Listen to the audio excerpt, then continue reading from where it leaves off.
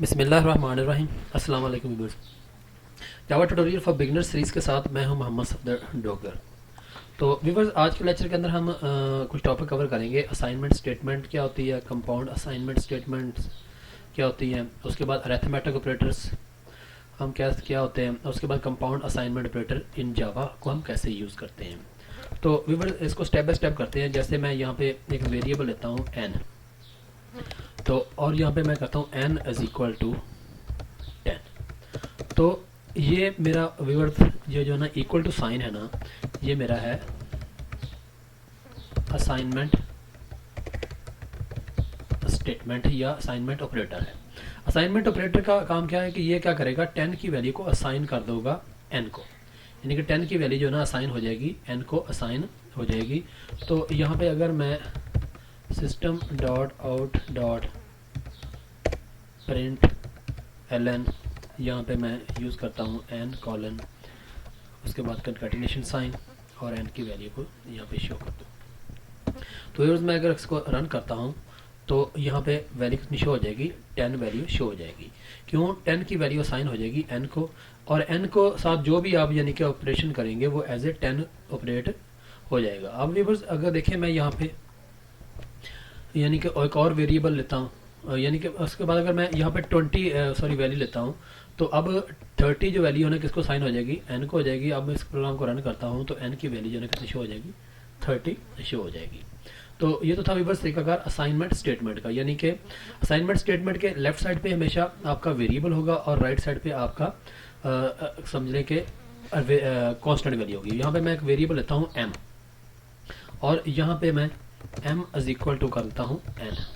इसका मतलब है कि एन में 30 साइन कर दो एन को, और एन की वैल्यू किसको साइन कर दो, एम को साइन कर दो। तो यहाँ पे आ जाएगा system dot out dot print l n, यहाँ पे आ जाएगा m colon concatenation sign m की वैल्यू, और यहाँ पे एल एन। इसको मैं अगर रन करता हूँ तो इसका मतलब है एन की वैल्यू भी जो है ना वो कितनी हो जाएगी, 30 हो जाएगी, और एम की वैल्यू 30 हो जाएगी। मेन का असाइनमेंट स्टेटमेंट के लेफ्ट साइड पे हमेशा वेरिएबल आएगा और सिंगल वेरिएबल आएगा, जबकि इसके राइट साइड पे आप कांस्टेंट वैल्यू लिख सकते हैं, वेरिएबल लिख सकते हैं, या कोई एक्सप्रेशन लिख सकते हैं। जैसे मैं एन प्लस यहाँ पे 5 कर दूंगा तो ये क्या करेगा, एन की वैल्यू में मजीद 5 ऐड करेगा और कितना आ जाएगा, 35 आ जाएगा। और 35 जो है किसको साइन कर देगा, वो एम को साइन कर देगा, और 35 वैल्यू उसकी शो हो जाएगी।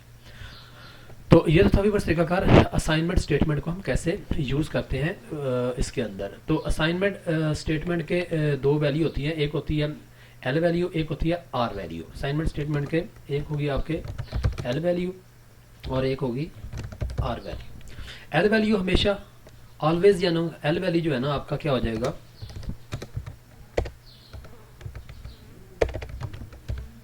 एल वैल्यूज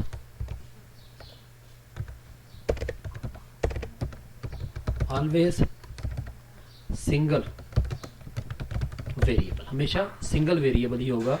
जबकि आर वैल्यू जो है ना वो आपका वेरिएबल हो सकता है, कांस्टेंट हो सकता है, या आपकी कोई एक्सप्रेशन भी आप इसके अंदर यूज करवा सकते हैं।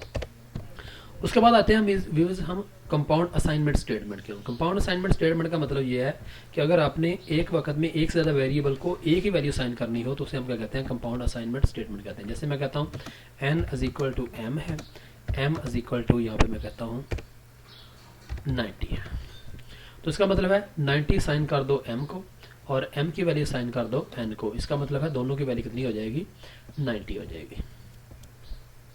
ये देखिए, अगर मैं इस वैल्यू को चेंज करके यहाँ पे 40 कर देता हूँ तो दोनों की वैल्यू जो है ना ऑटोमेटिकली चेंज हो जाएगी।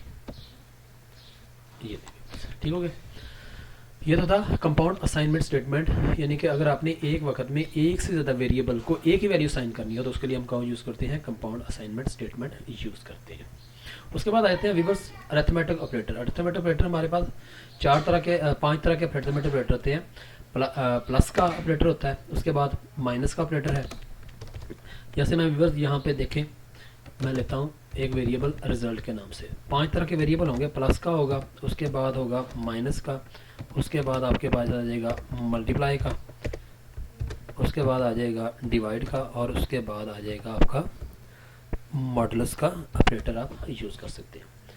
तो जैसे व्यूअर्स यहाँ पे मैं कुछ वैल्यू जो है ना वो साइन करता हूँ। मैं कहता हूँ जी n इज इक्वल टू 20 है और m इज इक्वल टू मैं कह देता हूँ जी 5 है। तो इसका दो तरीका कार है। R e s is equal to यहाँ पे आ जाएगा n प्लस m आ जाएगा। तो ये क्या करेगा, n की वैल्यू को ऐड करेगा m में और उसका जो रिजल्ट आएगा उसको किसको साइन कर देगा, आर ई एस को यहाँ पे साइन कर देगा। तो यहाँ पे आप लिख सकते हैं रिजल्ट इज, यहाँ पे आ जाएगा आर ई एस, जिसको मैं यहाँ पे क्लोज कर देते हैं। देखें इसका रिजल्ट कितना आ जाएगा, 25 आ जाएगा। या आपने यहाँ पे इसको आर ई एस में स्टोर नहीं कराना, तो आपने यहाँ पे क्या करना है, यहाँ पे n प्लस m कर लेंगे, तब भी रिजल्ट जो है ना आपका सेम आएगा।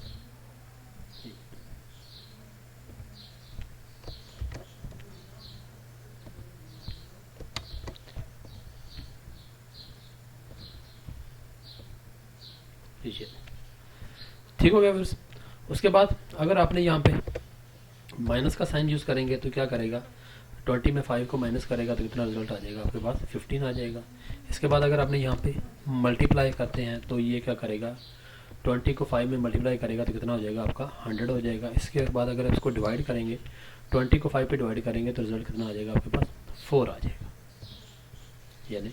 और उसके बाद अगर इसको मॉडुलस ऑपरेटर यूज़ करते हैं तो इसका मतलब है 20 को 5 पे जब डिवाइड करेगा तो जो रिमाइंडर आएगा, ये बाकी बच जाएगा, उसको हम ले देंगे तो कितना आ जाएगा, वो 0 आएगा। अगर मैं इसकी वैल्यू यहाँ पे कितना कर देता हूँ, 23 कर देता हूँ, तो अब जो है ना इसका मॉडुलस कितना आ जाएगा, वो 3 आ जाएगा। ठीक हो गया व्यूअर्स, ये था हमारे अरिथमेटिक ऑपरेटर्स। उसके बाद व्यूअर्स हम देखते हैं compound assignment operator. Compound assignment operator का मतलब होता है कि अगर आपने कुछ वेरिएबल्स लिए हुए हैं, जैसे मैंने ये मेरा एक n का वेरिएबल है, उसके लिए आता है प्लस इक्वल टू साइन, उसके बाद आता है माइनस इक्वल टू साइन, उसके बाद आता है multiply by equal to sign, उसके बाद आता है डिवाइड इक्वल टू साइन, और उसके बाद होता है मॉडुलस इक्वल टू साइन। तो व्यूअर्स देखें, मैंने यहाँ पे इसकी वैल्यू ले लेता हूँ 10 ले लेता हूँ। तो अगर मैं व्यूअर्स इसकी वैल्यू यहाँ पे शो करता हूँ, सिस्टम डॉट प्रिंटलन, यहाँ पे मैं कहता हूँ n कॉलन, यहाँ पे आ जाएगा कंकैटिनेशन साइन, सॉरी यहाँ पे कंकैटिनेशन साइन आ जाएगा और n की वैल्यू यहाँ पे शो हो जाएगी। n प्लस इक्वल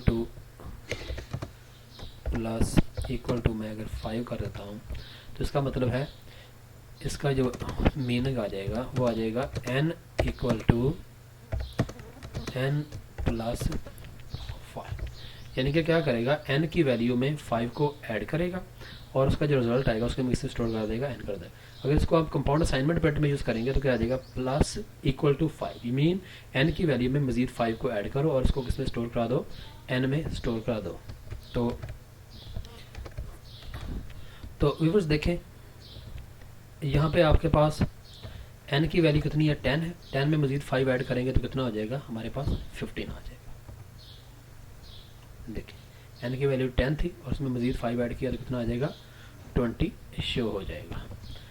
और इसको बल्कि कॉपी करके मैं यहाँ पे लिख लेता हूँ। अगर मैं इसको माइनस कर दूंगा यहाँ पे तो व्यूअर्स अब क्या करेगा, पहले n की वैल्यू कितनी 10 थी, 10 में मजीद 5 ऐड किया तो कितना आ जाएगा, 15 हो जाएगा। अब 15 में से 5 माइनस करेंगे तो दोबारा कितना रह जाएगा आपका, यहाँ पे 10 ही रह जाएगा। यानी कि पहले 10 था, 10 में 5 ऐड किया तो कितना आ जाएगा 15, 15 में 5 माइनस किया तो कितना हो जाएगा आपके पास, ये 10 रह जाएगा। इसी तरह आप यहाँ पे मल्टीप्लाई का साइन यूज़ कर लें और उसके बाद यहाँ पे आप डिवाइड का साइन यूज़ कर लें और उसके बाद यहाँ पे आप इसको जो है ना मॉडुलस का साइन भी यूज़ करवा सकते हैं। तो इसके पहले रिजल्ट चेक कर लेते हैं व्यूअर्स। अब देखें व्यूअर्स, पहले जो है ना ये देखें n की वैल्यू 10 थी, यहाँ पे 10 शो हो जाएगा। उसके बाद उसमें 5 ऐड करेंगे तो कितना हो जाएगा, 15 हो जाएगा। 50 में 5 माइनस करेंगे तो कितना रह जाएगा, 10 रह जाएगा। अब 10 को 5 से मल्टीप्लाई करेंगे तो कितना हो जाएगा आपका, 50 हो जाएगा। अच्छा, उसके बाद 50 के बाद 50 को 5 पे डिवाइड करेंगे तो रिजल्ट कितना आ जाएगा, 10 आ जाएगा। यानी कि 50 को 5 पे डिवाइड करते हैं तो रिजल्ट कितना आ जाएगा आपका, 10 आ जाएगा। उसके बाद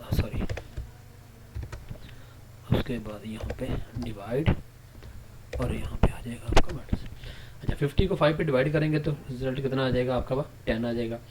अब अच्छा, दोबारा फिर 10 को जब 5 पे डिवाइड करेंगे तो उसका मॉडुलस कितना बच जाएगा, वो 0 जो है ना आपका यहाँ पे बच जाएगा। तो ये तो था व्यूअर्स तरीकाकार कंपाउंड असाइनमेंट ऑपरेटर को यूज़ करने का जावा के अंदर। तो उम्मीद है कि आपको समझ आ गई होगी। मेरे वीडियो देखने का शुक्रिया। मेरे चैनल को सब्सक्राइब करना ना भूलें ताकि मेरी आने वाली वीडियो की अपडेट आपको मिलती रहे। तो नेक्स्ट लेक्चर तक बाय, ओके, अल्लाह हाफिज़।